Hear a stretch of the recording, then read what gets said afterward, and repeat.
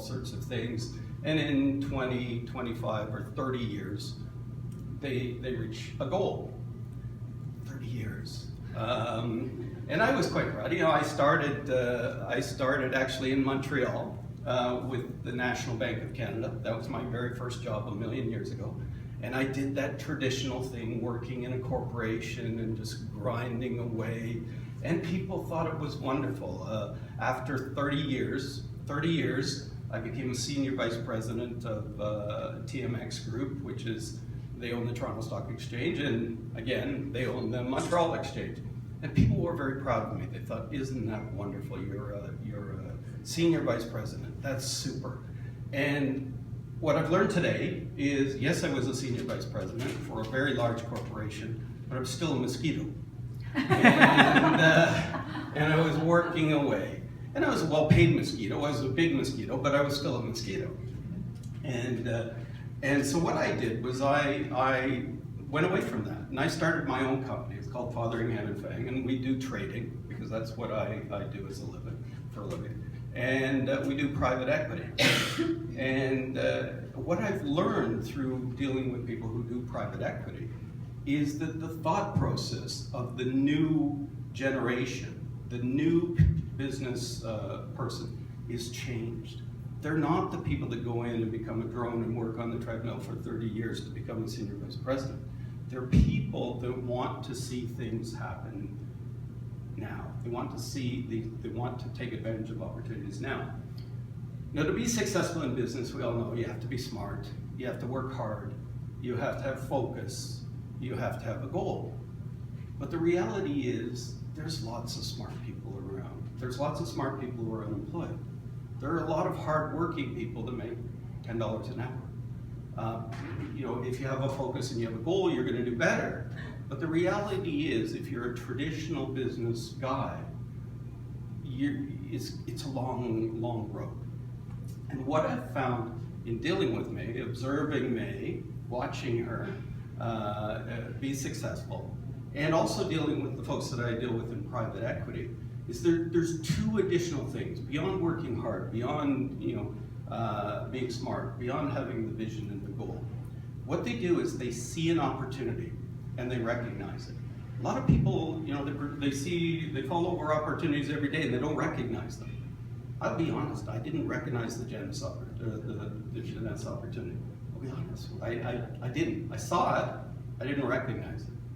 I do now, because I see it's real. That's great. And what I've heard in the presentation just confirms that. I've actually learned that I have to take Zen to lose a little weight, but I didn't know that until the presentation. But they see an opportunity.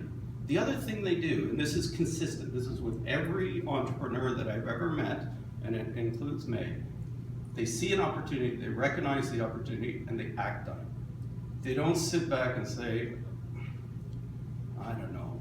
And in fact, what I do today, those of you who have studied business or in business, you may have heard of SWOT analysis, where people talk about strengths, weaknesses, opportunities, and threats, and this. When I go into a business today and I ask them about, have they done a SWOT analysis? If they say yes, I go away. Because I don't want somebody who's going to focus on what can go wrong. I want somebody who can focus on what's going to go right and how they're going to be successful. I want somebody who's going to see an opportunity and act on it. Because if there's a problem, it'll work out. You'll work it out as you go. But if you're focused on what can go wrong, you'll never do anything. And if you never do anything, you'll be a mosquito. Hopefully you'll be a big mosquito, but it's not as much fun as you think. So that's a little bit of my story and how I view what May's done. She's wonderful. I can go back to my original comment. I could have just said she's wonderful and talked about that, but I thought I'd talk a little bit about the business context here. Again, May has a business mind, and she's very entrepreneurial.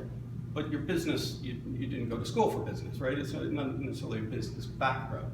Now, she's a business person who didn't necessarily train in business. And that's the other thing about Janus, is that you don't necessarily have to be a classically trained business person. You don't have to be the MBA type. You don't have to be an accountant like me. Although nobody wants to be an accountant like me, so that's not a thing to look for. You can be anybody, and as long as you can see opportunities, as long as you have the courage to act on opportunities, you can be successful. I've seen it. I've seen it many times. I've seen it with May. I've seen it with her friends. It actually works. And the key is to take that core business knowledge, be smart, work hard, keep focused on your goal, but add in the opportunity and act on it. And I'm quite sure you'll all be as successful as May has been and her friends are.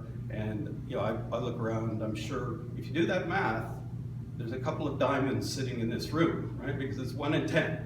So there's a couple of people here, and there'll be many in Montreal. So I've taken much more than my 2 minutes, but hopefully it gives you an opportunity or give you an idea of how I think about it.